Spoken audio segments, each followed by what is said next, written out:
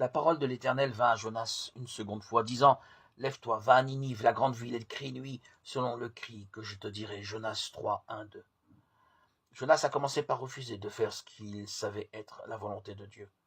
Cela n'a-t-il pas été vrai de nous tous? Mais Dieu ramène Jonas à la raison et le délivre.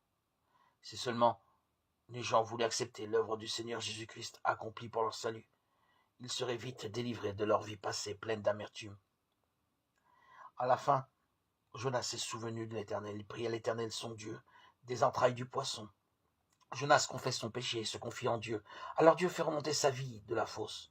L'Éternel commanda au poisson et il vomit Jonas sur la terre. Dans sa grâce, Dieu peut nous donner une seconde ou une troisième occasion de lui obéir, voire davantage. Cette fois-ci, Jonas ne conteste plus avec Dieu. Il se leva et s'en alla à Ninive, selon la parole de l'Éternel. Et le message solennel qu'il proclame dans les rues de cette ville est écouté avec le plus grand sérieux. Ainsi, les hommes de Ninive crurent Dieu. Quel miracle! Une multitude s'humilie à la suite de la prédication d'un seul homme. Lorsque nous sommes là où Dieu nous veut, accomplissant ce qu'il veut que nous fassions, il peut vraiment se servir de nous. Il sait où et quand nous devons servir, que ce soit au bureau, à l'usine, à l'école, à la maison ou ailleurs. Si sa volonté est que nous soyons là, alors c'est bien là qu'il faut que nous soyons, pour lui être utiles. Dieu voulait que Jonas soit à Ninive. Où veut-il que je sois, moi, aujourd'hui? Quelle est ma mission? Même si nous sommes au bon endroit, au bon moment, nous avons constamment besoin de la direction de l'Esprit pour savoir ce que nous devons dire ou faire. Demandons, implorons le Seigneur pour que l'Esprit Saint nous aide à savoir quelle est notre mission, à connaître et à discerner ce que Dieu attend de nous. Nous connaissons peut-être cette vérité, mais il est essentiel que nous la mettions en pratique. Demandons la direction du Saint-Esprit à notre Dieu.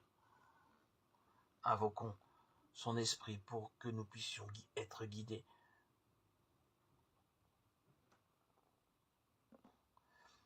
Jésus, qui est à la fois Père et Saint-Esprit, nous guide si nous lui demandons.